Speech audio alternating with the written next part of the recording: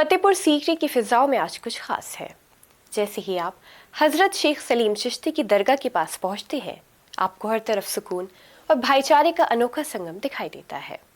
यहाँ जुटी भीड़ सिर्फ एक उर्स में शामिल होने नहीं आई है, बल्कि सदियों पुरानी उस परंपरा को जीने आई है जो इंसानियत, मोहब्बत और एकता का पैगाम देती है। आदाब, मैं हूँ आपके साथ अमीना माजिद और आप देख रहे हैं आवाज़ वॉइस। हजरत शेख सलीम चिश्ती की दरगाह पर आए सायरीन आज सदियों पुरानी उस परंपरा का हिस्सा भी बन रहे हैं जिसे हम सुलह कुल कहते हैं। मुगल काल के दौरान हजरत शेख सलीम चिश्ती का आध्यात्मिक मार्गदर्शन बहुत अहम माना जाता है। उन्होंने फतेहपुर सीकरी में अपना ठिकाना बनाया।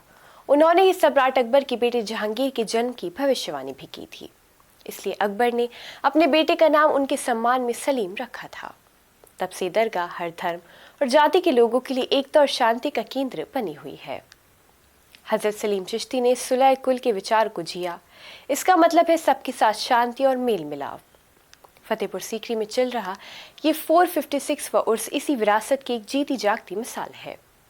10 मार्च से 25 मार्च 2026 तक ये उर्स मनाया जा रहा है और ये सिर्फ एक रस्म नहीं है, ये रूहानी जमावड़ा है जिसमें भारत के कोने कोने से 4 लाख से ज़्यादा ज़ायरीन शामिल हुए हैं। यहाँ संगीत, साहित्य और कला के जरिए भारत की साझी विरासत का जश्न मनाया जाएगा।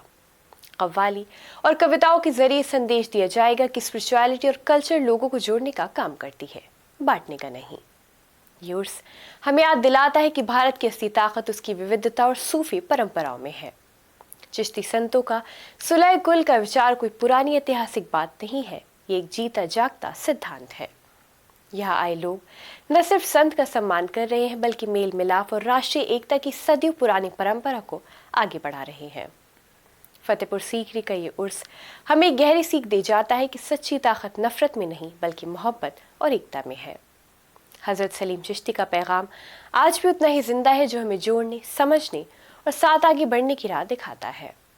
यही वो रोशनी है जो हमारे समाज को बेहतर और मजबूत बना सकती है।